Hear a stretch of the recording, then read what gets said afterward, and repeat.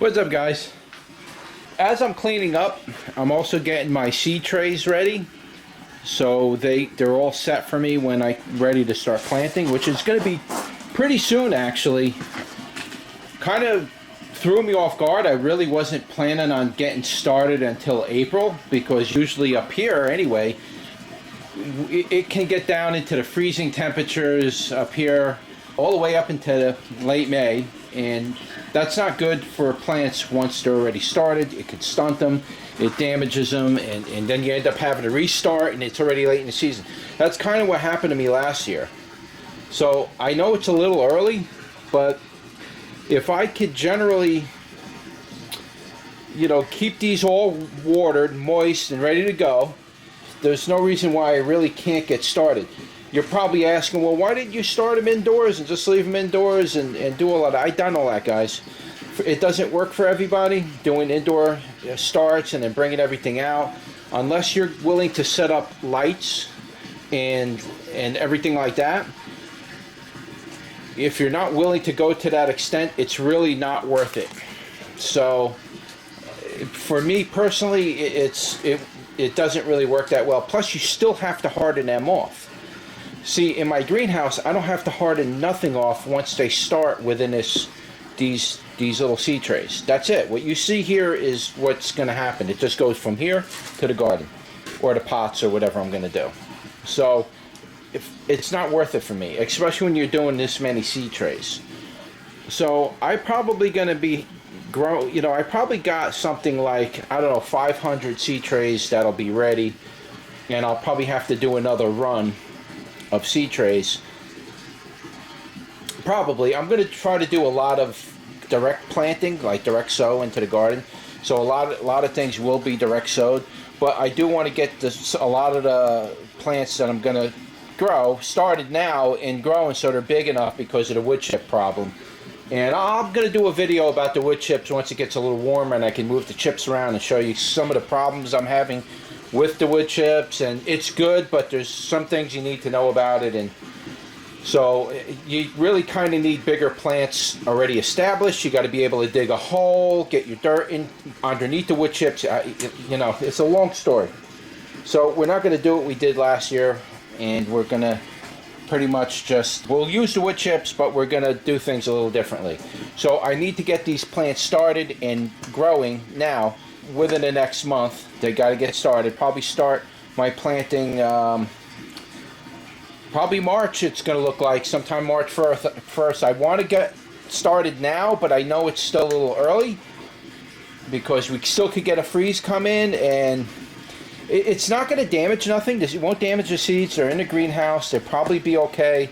It's just, I'm not 100% confident that we're not going to get that mid-April snow and that deep freeze where it goes down to 17. That's where even the greenhouse is not going to help you. So that's what I'm kind of nervous about. But I could easily put seeds in here and just let them come up whenever it gets warm enough in here. They'll sprout on their own. They'll come up according to the temperature that heats up. And it gets quite warm in here. In fact, I don't know what it is right now. I'll give you an idea of the temperature in here right now. It looks about 70, 75, so that's normal. And today's a cool day. So as soon as it hits 60 outside, 65, 70, it's already 90, 100 degrees in here. The problem is the night times. They drop down, and those low temperatures cause problems. They really do. Oh, look at these things. These things are like bumping. Look at the size of this thing already. I mean, this thing's really, really taken off. I just watered it like a day or two ago, and it's just like blowing up right now. Oh man. So anyway, I'm doing my seed starts, my trays, and I wanted to just do one with you in here, show you how I do them. I'm doing this with one hand, so you got to be patient with me here. Basically, just put in my soil like that, right? And you want to make sure you push them down a little bit. If you notice that my finger goes in the center of the hole, okay? And the reason why I do that is because it presses all the soil around the outside nice and tight, and then just go over the center with it. And now you got like a loose plug in the middle. It's very easy for you to put a seed in there and plant it and for it to start and grow. Don't pack the whole thing down. Just put your soil inside here, then put your finger down the center, press it, you know, it just goes poke it through. It'll press all the soil around here and pack it a little bit, and then the soil you just rub over the top, and that center part will stay nice and loose for you, and it's good enough for your seeds when you're ready to plant. You can get them in there, it'll sprout and grow in it real easy. The other thing I wanted to talk about a little bit right now is my soil mix and what I do for my potting soil. So I should have actually filmed this. I didn't have the camera with me and I just wanted to get started. But I'll tell you what basically I do. Alright, so in here is my general mix. As you can see, I dug out one of my planters. I use that base soil, which is very black and dark. It's got a lot of carbon in it. So I use that first. You can use, if you don't have like old soil or compost, if you got compost, it's good. But if all you got is like soil, I use some of this. Like I have extra bags of this around. I buy the rip bags from Walmart for, I don't know, $1.50. So I get one of those for like $1.50 because bags rip. So I buy those whenever I see them, and I stock them up. Same thing with the peat moss. I'm big on peat moss. So like you can see, it was taped shut because it had a little hole in the bag. I got that bag of peat moss for $2 or something like that, $3 at Lowe's. Alright, so what I do is I take the black soil, I do a 50-50 mix of the old compost to the old soil. I take 50% of that, 50% of the peat moss, and if the soil that I'm using to mix with here doesn't have perlite in it, I will use perlite in there, okay? Not all the time, but a lot of times I will break it up with perlite. I also like to add sand. Unfortunately, I am out of sand. You want to use builder sand. Put the sand inside of a pail, rinse it out really good, and get most of the silt out of there. You just want the sand. The sand makes this very loose. So this soil, as you can see here, if I squeeze it really hard, it's still holding a ball. I don't particularly care for that consistency. I like it to fall right apart no matter how hard you squeeze it. So I use sand to make it more loose. Okay, you can use perlite, you can use some of the other stuff like vermiculite and things like that, but I like personally to use sand. So I don't have any sand. I am supplementing with perlite, plus I do have some perlite from the old mix in there. So you would probably want to put, like, maybe you're doing 50-50, take a 5-gallon pail of your black soil, take a 5-gallon pail of your peat moss, mix those together, then do like maybe a quarter of a 5-gallon pail, a little better than a quarter of a, you got to play it by eye, you got to kind of fool around with it a little until you find that consistency, and then add about that much of sand to this. That's not going to hurt your plants. It, like I say, it keeps it from binding. What happens in pots is, a lot of people don't realize this, but the soil still breaks down inside the pot, and then the soil becomes like a mud, and then it doesn't drain anymore. And when that happens, that's when you start ending up with blossom end rot and other problems, because the water is just, it's saturating it. The top is dry because the sun is cooking it, but the inside of it's soggy. You don't want that. You want that water to drain all the way through. I use the sand to help facilitate that. And I also use the perlite or the vermiculite just to make it softer and lighter. So when you pick up a 5-gallon pail and you use a lot of perlite in it, you're going to notice that same amount of material is going to be a lot lighter. So you kind of want that a little bit when you're growing in pots. That's my personal opinion. You guys could do it any way you want. But the sand, I definitely recommend sand. Rinse it out. Make sure there's no salts in it or no anything like that. Rinse it really good. You know, like take a 5-gallon pail, fill it up like halfway, fill the rest of it up with water, stick your arm in there and swirl it around. Just swirl it around and get out any excess. Do that 2 or 3 times. All right, just make sure you're okay with that. All right, so you got your 50-50, right? You got your compost or your last year's soil. Mix that with your peat moss. Mix that with your peat moss, and then do your perlite thing. You add that into it, and then you can start adding your amenities. I'll show you what that is in a minute. I also sometimes add a little bit of the Coco Coir. Be careful with Coco Coir. It's known to be very salinic. There's a lot of salt in it. It has something to do with the coconuts still having salt in it, because these things grow near salty water, so they'll have it in it. They're supposed, a real good company will pre-rinse most of that salt out of your Coco Coir, but from what I understand and what I've read about it, and I've personally experienced trying to grow in that stuff, is that salt will end up causing you a lot of problems down the road. Now, a little bit of salt in your soil isn't bad. It's just you want to be the one who's adding the salt based on how you feel you need to add salt to your garden. All right? You don't want excess salt in there because of just not knowing it was in something. So just be careful with the Coco Coir. But yes, I do like to sometimes add some Coco Coir to this because it gives it a wicking effect. But if you mix it the way I showed you, you'll still get a wicking effect with this. Okay, the other things I add is I like to use lime. Some people don't like lime. I love lime. Lime is rock dust. Let me show you on the back the nutrient makeup right there. See, this is rock dust. A lot of people say, no, you put the lime in there, it's going to make your soil alkaline. You don't put that much lime in it so it actually offsets your soil that bad. Plants like it a little bit acidic. So, but if you put lime in here, this kind of garden lime, and this is a good brand, Soil Doctor is a good brand, I highly recommend it. You can get it from Lowe's. But if you use lime, it acts as a buffer inside your soil, because your soil could be hot on one end, meaning hot, meaning low on the pH, or it could be alkali on one end. The buffer actually stabilizes the entire soil to 1 pH. Normally neutral, something to that effect. So you want to add some kind of buffer to your soil, which I like to use lime, and it definitely buffers the soil. It eliminates those fluctuations in pH. So just make sure you use it, you know, wisely. Maybe the next mix I do, I'll show you an exact mix of how I gauge it and how because it's kind of different every time, but I look at the color of the soil as I mix in the peat moss. It really depends on how much peat moss you use. The more peat moss you use, the more lime you want to use. Peat moss is very acidic, so you want to buffer that pH with this lime, okay? Don't worry about the alkali thing. A lot of people misunderstand that. The other thing I use is magnesium sulfate, Epsom salt. I'm very big on Epsom salt. I add not too much, probably a couple of scoopfuls, you know, these scoopers in here.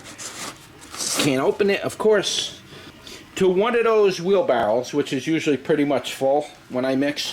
For one of those wheelbarrows, I would say maybe, like you see where my finger is, maybe like up from the bottom of the cup to where my finger is, that much Epsom salt. You don't need much, at least I don't, because I use Epsom salt in my watering cans when I water my plants. So they're going to get a steady supply of Epsom salt. This is just a Kickstarter, so as they're taking off, before I start my fertilizer regimen, they have something to kickstart and go. Alright, so just a little bit in the soil. You don't need much. There's the lime. Okay, so the next thing I like to add, but I don't always add, it really depends on if I have it or not, is rock dust. Okay, this is the one that I buy. Maybe I'll include a link inside the description. I get it from Amazon, but this is called Azomite. That's the company I use. There's really no exact, as long as it says Azomite, that's the type of rock that was pulverized to a powder. You want to make sure you get it really fine, micronized. I don't know if it tells you on here, the finer the better, because again, this is rock dust. This is the same thing as garden lime. Only difference is this is higher in certain it's higher in certain elements. All right, so, and it also has a lot of other micronutrients in there that are very important.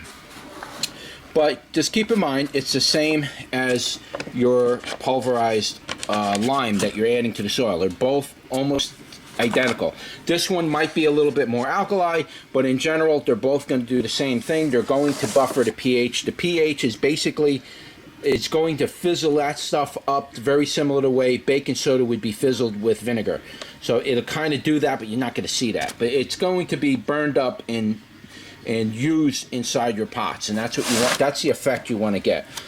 The other thing I like to add a little bit, very little bit, is humic acid. I don't really have the label on here anymore, but it's called humic acid. I'll also include a link for that in the description. That's really good to add to your soil. That's one of the things that and you don't need very much. You only need like a half a teaspoon of that stuff, just a little bit. And you add about a teaspoon to a wheelbarrow full. Mix it in there really good, but don't add that at the same time you're adding your rock dust. You want to mix your humic acid. You want to mix the humic acid directly with your peat moss, because this is already acidic. So you want these two things to bind together. And then after you mix that with your soil and everything, then you can add this afterwards, after it's done. All right? You can do it at the same time. Probably ain't going to notice a difference, but that's just the way I do it. Okay? The other thing I like to add is perlite. If you can go online and get 50-pound or 20-pound or 30-pound bags of perlite for $5 or $10, if you get it for free shipping, buy it. Use it. I would tell you that honestly, if I was able to get the big bags of perlite cheap, I would do a third of peat moss, third of compost or whatever garden soil, and then a third of perlite. That's the way I like to do it, but I can't afford to do that. I just don't have that kind of money. All right, and one of the other things I do like to add from time to time is oyster shell. Oyster shell is good to add to your garden soil. Just really rinse it good. They do have salt embedded in the shell as the oyster grows. It's in salt water and it's always in the shell. So you're going to want to rinse it really good, even soak it for a while overnight for a couple days. Rinse it and then rinse it again, and then you'll probably be okay. And then if you really want, you could take that and grind it up a little bit, but you're fine with the rocks. They'll last you a couple of years within the soil, and eventually that will disappear. All right, anything else? The other thing I do like to add to my soil is diatomaceous earth, which I don't have any out here, because only thing I'm really worried about right now is just getting my plant starts. And normally I don't add anything to my soils when I'm doing my starts. I don't really want to do that. It could mess up the plant. Even magnesium sulfate added to the soil is not a good idea. You just want your regular 50-50-50, your third of compost, peat moss, and perlite. You want that 30-30, and that's all you need. You don't want to start adding stuff to it. Just leave it just the way it is, mix that up, and you'll be fine with your starts, getting them started. And then once they get started, you're going to want to start to feed them. Once they're coming up and you see a couple leaves coming out, then you can start feeding them. Don't do it right out of the gate, because sometimes that balance, because there's so many small cells, it doesn't seem like it balances. If one of those pockets had a little bit too much of one thing in it, it seems like it messes up the plant. Just leave it alone. You can add it down the road. And I think I pretty much covered everything. There are a couple other small things I do add to it, but in general, I don't add anything to my starts. This is just the way I like to do it. And so what I do is I have my handy dandy sifter I made, and I take the soil that's in here and I sift it, and I take out all the heavy stuff, because you can see there's wood chips in there. You really don't want any of that in your starts. So I take out everything that doesn't go through. I don't force it through. Just if it doesn't come out, boom, she goes in there.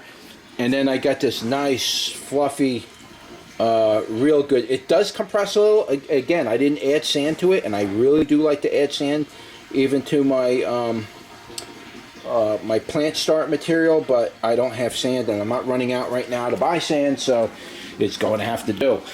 I put plenty of perlite in there, but that's generally how I set it up and how I mix it. Now, you don't have to follow this. You follow, if what works for you always worked, always stay with it then. But with me, this is the way I do it. It works fine every year, and that's the way I like to do it. Now, if I had the money, I would mix all my soil and sift everything and fill all my pots with sifted soil, put a layer of rock or composted wood chips down on the very bottom so it doesn't plug up, and I would do that for all my pots and then fill it up with it. I don't have the money for that. That's a lot of money, a lot of time to do it. I have done it, and it's just, in the end, it's not really worth it. All right, so I think I got everything. But yeah, I'm gonna probably start these on March 1st. You know, I'm gonna come out in the next couple days, keep these watered, water them up. You know, you can see how it sets up like a corn muffin inside here, or like a cake inside of a cake bin. Sets up nice and tight. That's perfect. And then you take, you know, I use these little shish kebab. These little shish kebab skews thing here, you know. I usually use those. I make my hole and then drop my seed in there, and that's usually good enough. But that's perfect. Just like that. All right, and then I got some pots up here. I'm going to lay out a couple trays on top of that. And that's it. All right, so I guess I'll see you guys in the next one. Take care.